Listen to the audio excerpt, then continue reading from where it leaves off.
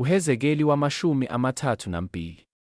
Kwathi ngomnyaka we-12, ngenyanga ye-12, ngolokuqala lwenyanga lafika kimi izwi likaJehova, lathi, ndodana yomuntu, yenza isililiselo ngoFaro inkosi yaseGibhithe, uthi kuye, wazifanisa nebhongo lengonyama phakathi kwezizwe.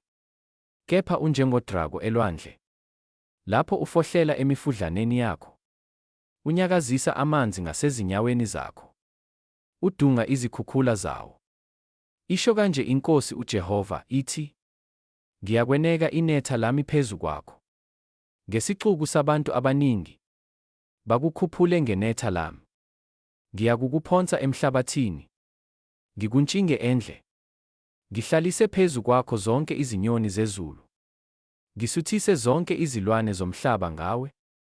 Ngiyakubeka inyama yakho ezintabeni, ngigcwalise izigodi ngezidumbu zakho. Ngiyakuliminzisa izwe lokukhukhula kwakho, ngegazi lakho kuze kube sezintabeni, imifudlana igcwale ngawe. Lapho ngikucisha, ngiyakusibekela izulu, ngenze mnyama izinkanyezi, ngimboze ilanga ngefu, inyanga ingakhanyisi ngokukhanya kwayo. Ngiyakwenza mnyama phezu kwakho, zonke izinkanyiso zezulu ezikhanyayo. Ngibeke ubumnyama ezweni lakho, isho inkosi uJehova. Ngiyakukhathaza izinhliziyo zabantu abaningi, lapho sengiletha ukwaphulwa kwakho ezizweni, emazweni ongawazanga. Ngiyakwenza ukuba abantu abaningi bamangale ngawe, amakhosi abo aqhakanyeke. Lapho ngisikaza ngenkemba phambi kwawo, akhakhazele imizuzwana yonke, kube yileyo naleyo ngokuphila kwayo ngosuku lokuwa kwakho. Ngokuba isho kanje inkosi uJehova, ithi, inkemba yenkosi yaseBabele iyakukwehlela.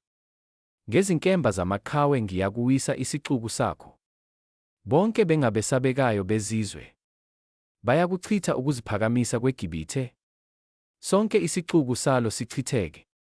Ngiyakuqothula zonke izinkomo zalo ezingasemanzini amaningi. Angabe esanyakaziswa lunyawo lomuntu? Anganyakaziswa yizinselo zezinkomo. Ngiyakwenza ukuba amanzi abo abohle, ngihambise imifula yabo njengamafutha, isho inkosi uJehova. Lapho ngiyakwenza izwe laseGibhithe libe yincithakalo nehlane, izwe elingasenokugcwala kwalo. Lapho ngibulala bonke abakhe kulo, khona bayakwazi ukuthi nginguJehova. Lokhu kuyisililo abayakulila ngaso, amadodakazi ezizwe ayakulilisela ngaso, alilele iGibhithe nesixuku salo ngaso, isho inkosi uJehova. Kwathi ngomnyaka we-12, ngolwe-15 lwenyanga, izwi likaJehova lafika kimi, lathi, ndodana yomuntu, khalela isixuku saseGibhithe, usehlisele ezindaweni eziphansi komhlaba, sona namadodakazi ezizwe ezidumileyo, kanye nabehlela egodini. Udlula bani ngobuhle na? Yehla, ulaliswe phakathi kwabangasokile. Bayakuwa phakathi kwabagwazwe ngenkemba, linikelwe enkembeni, lihuduleni nazo zonke izixuku zalo. Abanamandla bamaqhawe bayakukhuluma ngalo nangabasizi balo, bephakathi kwendawo yabafileyo, bathi, sebehlile, sebelele abangasokile, bebulewe ngenkemba. Lapho kukhona i-Asiriya neviyo lalo lonke, amathuna alo engakulo nxa zonke, bonke bebulewe bewe ngenkemba, amathuna alo engaphakathi kwegodi, iviyo lalo lizungeza ithuna nxa zonke, bonke balo bebulewe bewe ngenkemba, labo ababebanga ukuba besatshwe ezweni labaphilayo. Lapho kukhona i-Elamu nesixuku sonke salo nxa zonke zethuna, bebulewe bonke bewe ngenkemba, abehlele ezindaweni eziphansi komhlaba bengasokile, ababebanga ukuba besatshwe ezweni labaphilayo, sebethwala amahloni abo kanye nabehlela egodini. Phakathi kwabagwaziweyo balibekele umbhede kanye naso sonke isixuku salo, amathuna aso engakulo nxa zonke, bonke balo bengabangasokile, bebulewe ngenkemba, ngokuba kwabangwa ukuba besatshwe ezweni labaphilayo. Sebethwala amahloni abo kanye nabehlela egodini, yebo, libekiwe phakathi kwababuleweyo.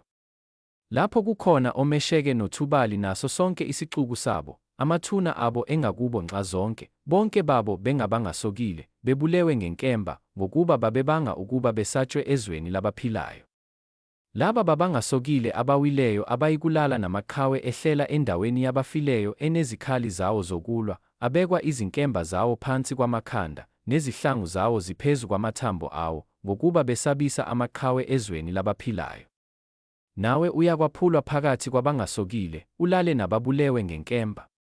Lapho kukhona u-Edomi, amakhosi akhe nazo zonke izikhulu zakhe, abathe nakuba bebe nobuqhawe babekwa nababulewe ngenkemba, bayakulala nabangasokile nabehlela egodini.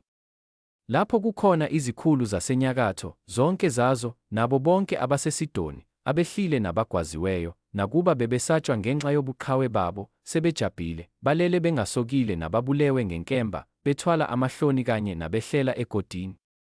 UFaro uyakubabona, aduduzeke ngaso sonke isixuku sakhe, ubulewe ngenkemba uFaro nayo yonke impi yakhe, isho iNkosi uJehova. Ngenza ukuba esatshwe ezweni labaphilayo, kepha useyakulaliswa uFaro naso sonke isixuku sakhe phakathi kwabangasokile nababulewe ngenkemba, isho iNkosi uJehova.